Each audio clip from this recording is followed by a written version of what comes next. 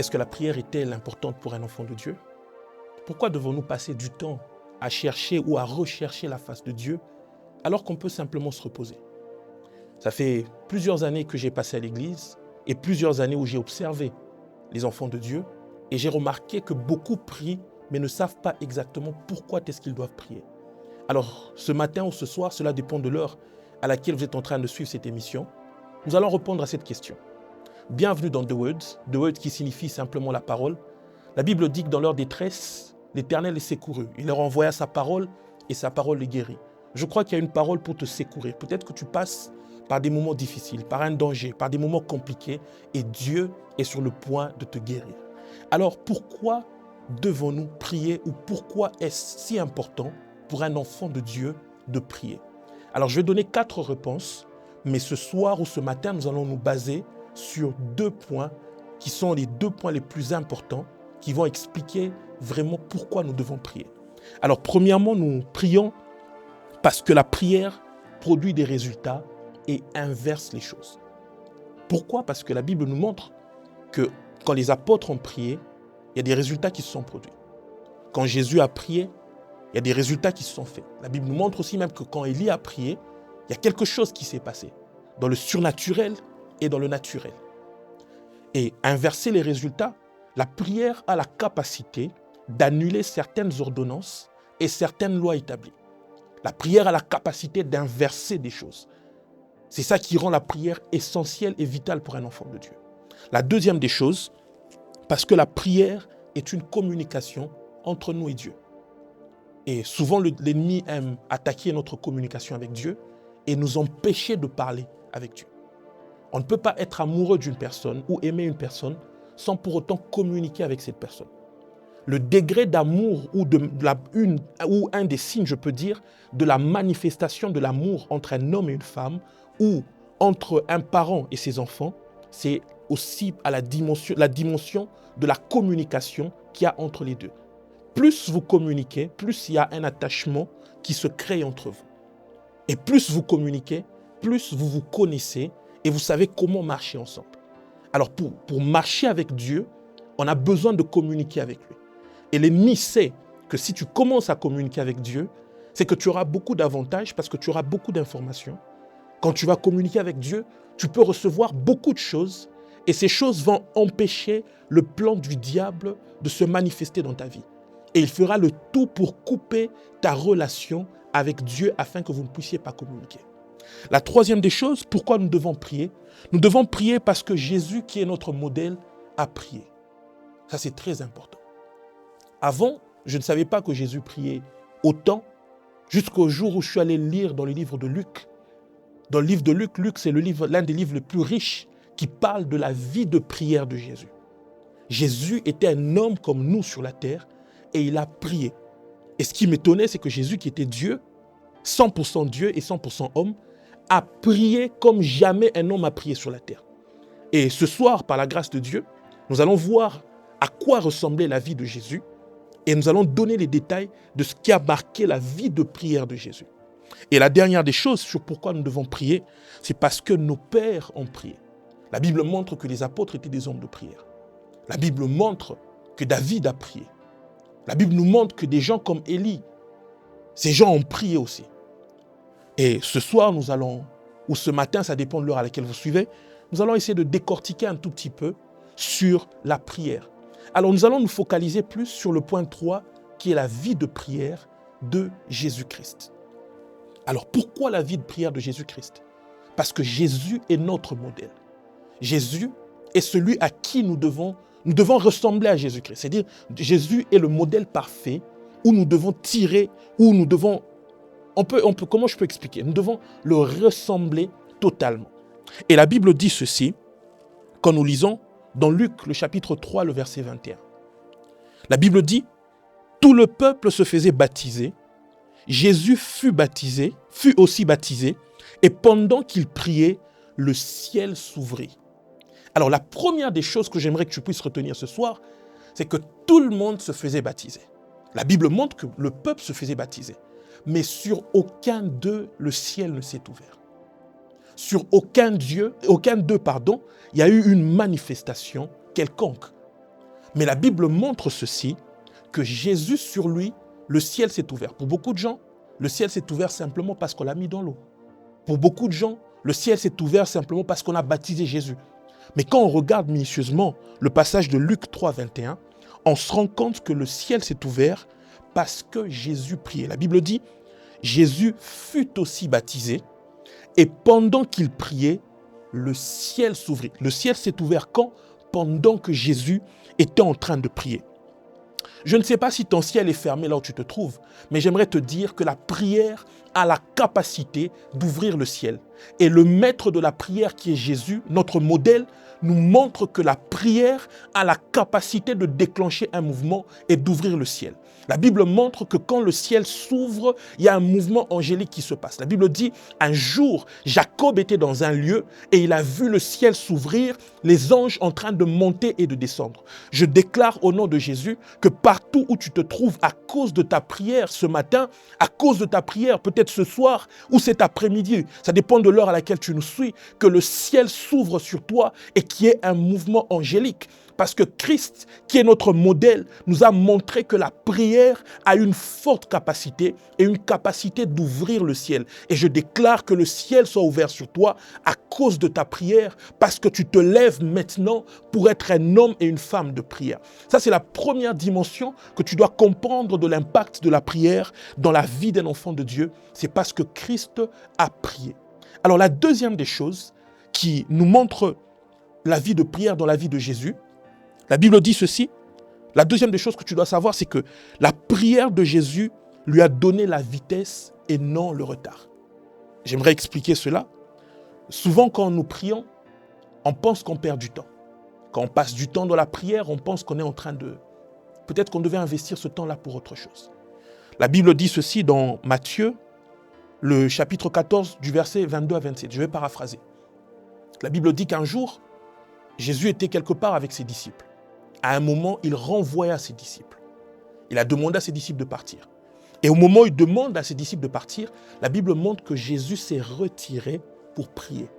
Et pendant ce temps, les disciples étaient dans la barque en train de traverser pour aller sur l'autre bord. Et la Bible montre que quand Jésus eut fini de prier, Jésus a commencé à marcher sur les eaux jusqu'à rattraper les disciples. Ça veut dire que le problème n'est pas de partir en premier. Le problème n'est pas de partir vite, mais le problème, c'est de partir chargé avec l'atmosphère de la prière. Le problème, c'est de partir, avant de partir, c'est de pouvoir avoir une dimension ou une vie de prière qui te permet de te donner la vitesse. C'est pourquoi je déclare au nom de Jésus que parce que tu passes du temps dans la prière, parce que tu passes du temps à chercher la face de Dieu, tu n'auras pas de retard dans ce que tu es en train de faire. Je déclare au nom de Jésus-Christ que Dieu te donne la vitesse dans tout ce que tu fais. Que Dieu te donne la vitesse dans les choses dans lesquelles tu investis. Investis dans la prière et tu auras la vitesse dans le monde séculier. Investis dans la prière et tu auras la vitesse dans tes études. Investis dans la prière et tu auras la vitesse dans tes finances. Investis dans la prière et tu auras la vitesse dans toutes choses. Et Jésus, qui est notre modèle, nous montre le sens même de la prière avant de commencer quelque chose. Et la troisième des choses que nous regardons, que nous observons dans la vie de Jésus-Christ, la Bible nous dit, ou je peux donner ce point après lire le verset, Jésus a prié avant de faire le choix de ses disciples. Jésus a prié avant de choisir ses disciples. Alors aujourd'hui, ce que nous voyons, c'est qu'il y a des gens qui font des choix sans pour autant prendre ces choix au sérieux. Vous allez remarquer quelque chose, c'est que Jésus a prié avant de faire le choix de ses disciples. On peut lire, la Bible dit ceci dans Luc, le chapitre 6, le verset 12 à 13. En ce temps-là, Jésus se rendit sur la montagne pour prier et il passa toute la nuit à prier. À 13, la Bible dit, quand le jour parut, il appela ses disciples en choisissant 12. Ça veut dire que Jésus n'a pas commencé d'abord à choisir les disciples sans prier. La Bible dit que Jésus a passé toute la nuit en train de prier. Tu veux faire des grands choix pour ta vie. Quel est le degré de ta vie de prière?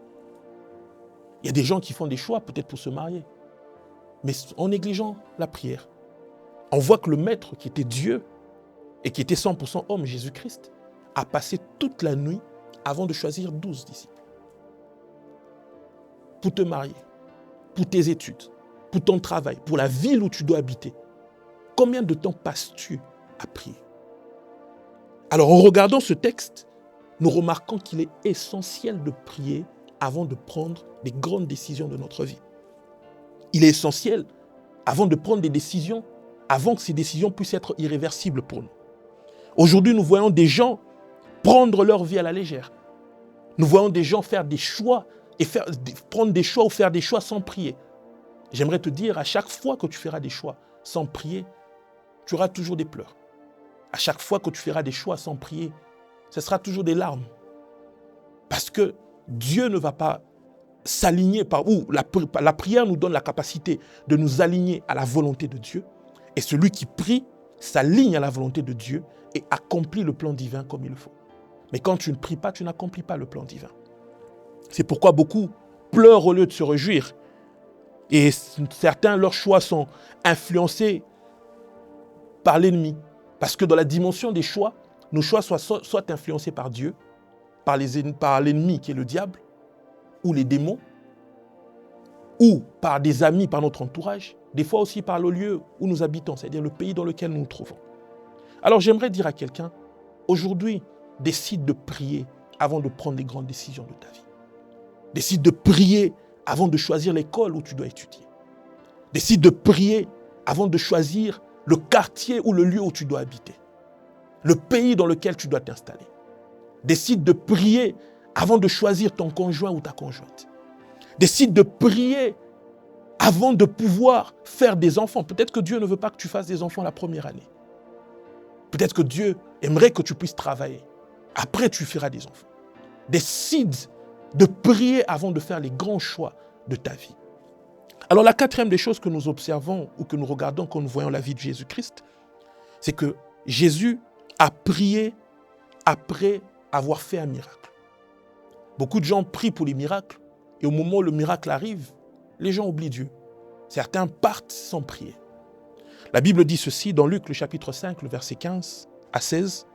« Sa renommée se répandait de plus en plus et les gens venaient en foule pour l'entendre et pour être guéris de leur maladie. » Et à 16, la Bible dit « Et lui, il se retirait dans le désert et priait. » Je reprends. La Bible dit « Les gens venaient en foule pour l'entendre et pour être guéris de leur maladie. » C'est-à-dire qu'il y avait des miracles qui se passaient parce que les gens étaient guéris de leur maladie. Et à 16, la Bible dit « Et lui se retirait dans le désert et priait. » Aujourd'hui, Dieu a fait des grandes choses dans ta vie. Dieu a exaucé ta prière. Dieu a fait des grandes choses pour toi. Et tu rentrais pour prier. Il y a des gens pour qui Dieu a fait des grandes choses, mais ces gens sont partis. Ils ont oublié Dieu. Ils ne sont pas rentrés pour prier. Et il y a des dimensions que j'aimerais même expliquer. Vous savez, spirituellement, il y a certaines maladies ou certaines choses qui se passent, ou certaines activités spirituelles démoniaques. Au moment où on les sort par la prière, il faut maintenir une vie de prière pour que la condition ne puisse pas revenir. Parce que les démons peuvent apporter une paralysie, par exemple. On peut prier pour une guérison contre la paralysie. Tu es guéri, mais seulement tu peux rentrer dans ton état initial si ta vie de prière flanche et tombe. Et beaucoup de gens ont reçu des choses de Dieu, mais leur vie de prière est tombée et ces gens n'arrivent plus à pouvoir... ces gens se retrouvent dans une condition où leur situation de départ revient dans leur vie parce qu'ils n'ont pas maintenu la vie de prière. Il y a des gens qui ont pris des choix de destinée. Tu prends un choix de destinée, par exemple en choisissant une femme à épouser, mais après tu ne maintiens pas la vie de prière dans ton foyer. Automatiquement, tu vas rentrer dans ton état initial parce que ceux qui ne prient pas ensemble, un couple qui n'est pas habilité ou qui n'a pas cette habilité de prier, est un couple qui est appelé à disparaître. C'est pourquoi j'aimerais te dire, à chaque fois que Dieu fait des grandes choses pour toi, maintiens ta vie de prière. Et Christ, qui est notre modèle, a maintenu sa vie de prière. La cinquième des choses que nous observons dans la vie de Jésus-Christ, c'est que Jésus a prié avant d'interroger ses disciples et de communiquer une révélation. J'aime beaucoup la partie où on dit il a prié avant d'interroger ses disciples. Il y a peut-être une manière de communiquer que tu n'as pas. On voit surtout dans les couples. Il y a beaucoup de couples, beaucoup de maisons qui sont détruites à cause de la communication. Ce qui est important dans ce texte, c'est que Jésus prie avant de poser des questions. Tu es peut-être suspicieuse parce que ton mari, tu penses qu'il ne mène pas une bonne vie. Peut-être que tu penses que ton mari est en train de tricher. Peut-être que tu penses que ton épouse a fait peut-être une bêtise. C'est-à-dire que tu n'as pas la véracité du problème. C'est-à-dire que tu n'es pas sûr que cette personne a fait vraiment ce mal. Mais tu te poses des questions. Ne va pas interroger directement cette personne jusqu'à blesser cette personne. Peut-être ton ami, tu as appris que ton ami a fait quelque chose. Il y a des gens qui se lèvent simplement le matin et qui vont interroger des gens sans pour autant poser les bonnes questions, sans pour autant poser les questions qu'il faut. J'ai même vu des parents irriter leurs enfants. Tu poses des questions à tes enfants, mais au lieu que ça puisse aider tes enfants, ça vient irriter tes enfants. Pourquoi? Parce que tu n'as pas prié pour avoir la bonne révélation de ce que tu dois dire à tes enfants. Écoutez ce que la Bible dit. La Bible dit ceci dans Luc, le chapitre 9, de 18 à 19. La Bible dit ceci: un jour que Jésus priait à l'écart, ayant avec lui ses disciples, il leur posa cette question: qui dit-on que je suis? Et à 19, la Bible dit ceci: ils répondirent Jean-Baptiste, les autres Élie, pour les autres un des anciens prophètes qui est ressuscité. Alors, vous allez remarquer qu'à ce niveau, Jésus pose une question essentielle et une question qui devait déterminer son avenir. Alors, il y a des interrogations et des questions à poser, des questionnements que tu dois poser, mais que tu dois le faire. Avant de le faire, il faut d'abord prier. Et si tu n'es pas un homme de prière, tu vas te poser les mauvaises questions. Il y a des questions que tu dois te poser, peut-être sur l'endroit où tu te trouves. Tu dois te poser des questions sur tes origines, sur les études que tu as faites. Mais avant de poser les bonnes questions pour avoir des bons résultats, tu dois être un homme de prière. Et Jésus était un homme de prière. Il priait avant de poser ces questions. Et les questions que tu poses, tu ne dois pas les poser dans les émotions.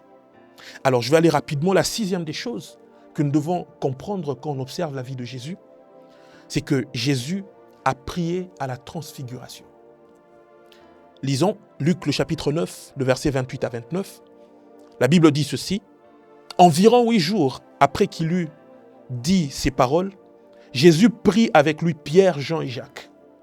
Et il monta à la montagne pour prier. Pendant qu'il priait, l'aspect de son visage changea. Alors, ce verset, j'aimerais l'appliquer dans ce que tu vis actuellement. J'aimerais appliquer ce verset dans les difficultés, les challenges par lesquels tu es en train de passer. La Bible dit ceci: pendant qu'il priait, l'aspect de son visage changea. J'aimerais te dire ceci: la prière a la capacité de changer des situations. Je ne sais pas quelle est la difficulté de ta situation. Peut-être qu'on t'a dit que tu es malade et que tu as une maladie incurable. J'aimerais te dire que ta prière a la capacité de changer ta situation. On a dit peut-être que ta vie était finie. Tu es au stade, peut-être le dernier stade du cancer et que tu ne devais pas guérir. Laisse-moi te dire, la prière a la capacité de changer. Financièrement, tu es instable. La prière a la capacité de changer. Dans ton mariage, tu as des problèmes. La prière a la capacité de changer. Je déclare au nom de Jésus-Christ, pour toi qui es en train de me suivre, à cause de ta prière, il y a un changement qui est en train d'arriver. Peu importe la difficulté des choses, peu importe le mot qu'on a utilisé pour ta maladie pour te dire que c'est incurable, je déclare au nom de Jésus que tu seras guéri. Ton sida va quitter. Oh, le cancer sera annulé. Tout ce que tu vis comme problème, des problèmes de reins, des problèmes d'estomac, des problèmes attachés au cœur, peut-être que tu as une maladie de cœur, tu n'arrives pas à bien respirer parce que tes poumons sont endommagés. Je prie au nom de Jésus-Christ qu'un changement puisse s'opérer. Parce que quand nous lisons la parole de Dieu, la Bible nous montre que la prière a la capacité de changer les choses. Et la septième des choses que nous allons voir en observant la vie de Jésus, c'est que Jésus a prié avant d'enseigner. Aujourd'hui, nous voyons beaucoup de gens enseigner, mais sans pour autant prier. La Bible dit ceci dans Luc, le chapitre 11, le verset 1. Jésus priait un jour en un certain lieu. Lorsqu'il eut achevé, un de ses disciples lui dit, « Seigneur, enseigne-nous à prier comme Jean l'a enseigné à ses disciples. » On a dit bien, Jésus priait en un certain lieu. Et lorsqu'il eut achevé de prier, le disciple est venu lui demander d'enseigner. Alors aujourd'hui, que ce soit dans les églises ou dans les groupes de prière que nous avons, nous retrouvons des enseignants qui sont simplement des gens qui copient. Ils prennent un texte ici, ils prennent un texte par là, et ils essaient de mettre ce texte. Et vous allez remarquer que plus on enseigne avec ce système, plus l'impact de la parole n'est plus dans la vie des enfants de Dieu. Pourquoi? Parce que la parole se charge aussi, ou s'appuie sur la prière, et elle produit des résultats. Et celui qui est un homme de prière et qui vient enseigner, avec comme sous-bassement la parole, il y a toujours des résultats qui se produisent. Et j'aimerais dire à quelqu'un ceci, il y a des résultats qui veulent se produire dans la vie de quelqu'un. Pourquoi? Parce que tu vas enseigner non seulement avec la force que tu as, mais aussi avec l'énergie de la prière. Que Dieu te donne cette énergie qui va t'accompagner dans l'enseignement que tu fais. Je ne parle pas simplement des enseignants de la parole. Je parle aussi de ceux qui sont dans le domaine séculier, de ceux qui sont des professeurs. Je déclare au nom de Jésus-Christ que l'onction de Dieu, au travers de ta prière, puisse t'accompagner et que tu puisses avoir des résultats dans tout ce que tu feras et dans tous les enseignements que tu donneras. Je parle aussi à une maman qui enseigne à ses enfants sur comment se tenir. J'enseigne à un papa qui enseigne la discipline à ses enfants. Qu'au travers de ta prière, que Dieu puisse te récompenser et que ton enseignement puisse produire des résultats. Parce que si on regarde dans Luc, le chapitre 11, vous allez remarquer ceci. Les apôtres n'avaient pas de résultats dans leur prière. Et ils sont allés voir Jésus pour apprendre à prier, pour avoir des résultats dans leur prière. Et ce qu'on montre, c'est que Jésus, avant de donner l'enseignement sur la prière, il avait déjà prié et il s'était déjà préparé spirituellement et les résultats sont arrivés. Alors, je vais donner mon avant-dernier point avant qu'on puisse terminer. Le 8e point, Jésus a prié pour Pierre et pour les disciples. La Bible dit ceci dans Luc, le chapitre 22, le verset 31. Le Seigneur dit, « Simon, Simon, Satan vous a réclamé pour vous cribler comme le froment. Mais j'ai prié pour toi, afin que ta foi ne défaille point, et toi, quand tu seras converti, affermis tes frères. » Alors, Jésus a prié pourquoi? Parce que la foi des disciples était en train de tomber. Et Jésus nous montre simplement que si nous prions pour nos proches ou pour les gens qui sont autour de nous, leur foi ne va pas tomber. Aujourd'hui, tu regardes ton frère, sa foi en train de tomber. Va prier. Parce que notre maître qui est Jésus-Christ, le modèle parfait, a prié pour Simon pendant que le diable est en train d'attaquer. Tes enfants sont attaqués. Prie. Ton mari est attaqué. C'était un homme de prière. Maintenant, il est devenu alcoolique. Prie pour lui. Tes enfants passent par des moments compliqués. Prie pour eux. Ton épouse passe par des moments difficiles. Prie pour elle. Tes frères et sœurs sont dans des moments compliqués. Prie pour eux. La prière est essentielle et vitale pour le maintien de la foi d'un homme. Et j'aimerais te dire ceci, Jésus nous a enseigné cela et sa vie nous enseigne aussi qu'au moment où le diable était en train d'attaquer Pierre pour le cribler comme le froment, Jésus a prié afin que sa foi ne puisse pas tomber. Prie pour tes frères, prie pour tes sœurs, prie pour tes enfants, prie pour les gens qui sont à côté de toi, pour des gens que tu connais et ceux que tu ne connais pas. Il y a des gens qui ont besoin de prière parce que leur foi est en train de tomber. Vous savez, il y a une dimension de la prière où ça ne dépend plus du frère ou de la sœur, mais quand tu regardes la vie de quelqu'un, tu vois les dangers qui sont devant cette personne et que toi, tu peux arrêter cela. Tu te lèves dans la prière et tu commences à le faire. Je prie que tu sois un homme de prière comme Jésus le faisait, afin de prier pour que les dangers ne puissent pas toucher tes proches au nom de Jésus-Christ. Le 9e point qui montre l'importance de la prière, en observant la vie de Jésus-Christ, la Bible dit ceci, que Jésus pria face à la tentation. Jésus a prié face à la tentation, mais pas seulement face à la tentation, mais il a prié aussi face à la souffrance. On va lire, la Bible dit ceci dans Luc, le chapitre 22, le verset 40 à 44, la Bible dit, lorsqu'il fut arrivé dans ce lieu, il leur dit, priez afin que vous ne tombiez pas en tentation. Puis, il s'éloigna d'eux à la distance d'environ un jet de pierre. Et s'étant mis à genoux, il pria disant, Père, si tu voulais éloigner de moi cette coupe, toutefois que ma volonté ne se fasse pas, mais la tienne. Alors un ange lui apparut du ciel pour le fortifier. Étant en agonie, il priait plus instamment, et sa sueur devint comme des grumeaux de sang qui tombaient à terre. Alors, quand on regarde ce passage de Luc, le chapitre 22, le verset 40 à 44, vous allez remarquer quelque chose, c'est que Jésus, à 40, on dit, il fut arrivé dans un lieu, priez, et il leur dit, priez afin que vous ne tombiez pas dans la tentation. Peut-être que tu passes par des moments de tentation. J'aimerais te dire que la prière a la capacité et le pouvoir de t'éloigner de la tentation. La prière a la capacité de te donner la force pour que tu ne puisses pas tomber. Mais ce que j'aime encore, c'est ceci, c'est que la Bible dit ceci, que Jésus s'est déplacé un tout petit peu. Au moment où Jésus se déplace, il s'est mis à genoux et il a commencé à prier. Et en priant, la Bible dit ceci, étant en agonie, il priait plus instamment et sa sueur devint comme des grumeaux de sang. C'est-à-dire que Jésus est entré dans une autre dimension de prière. Et il a prié au point où sa sueur est devenue comme des grumeaux de sang.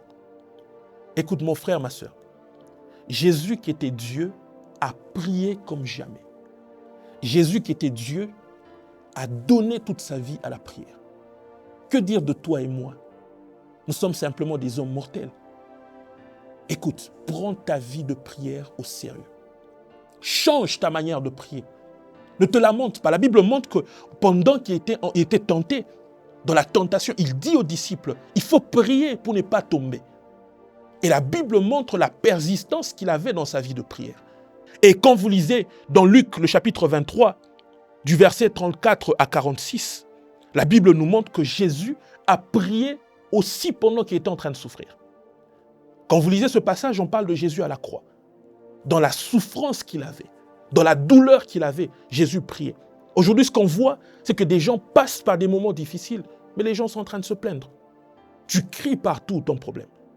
Personne ne peut changer ta situation si tu ne te lèves pas toi-même pour prier. Et pour finir, j'aimerais vous dire ceci.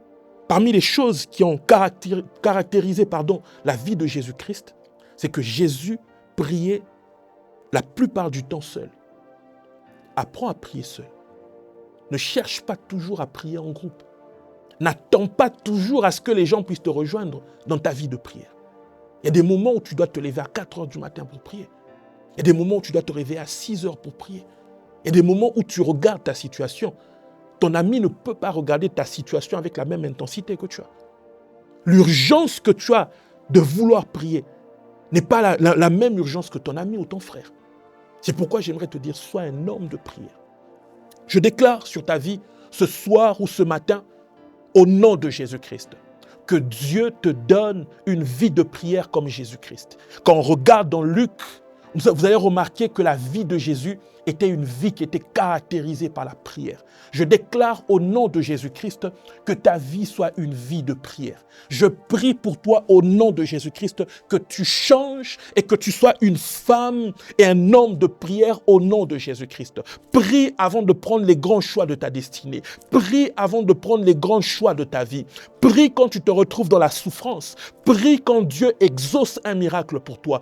Prie quand Dieu fait des grandes choses pour toi. Je prie pour toi que ta vie de prière change, que l'intensité de ta prière change, que tu puisses prier à la dimension de Jésus. La Bible dit qu'il a prié jusqu'à ce que sa sueur soit devenue comme des grumeaux de sang. Je déclare au nom de Jésus-Christ que ta vie est en train de changer aujourd'hui parce que le maître de la prière est en train de t'enseigner sur la prière. Que Dieu te bénisse abondamment et que ta vie de prière change.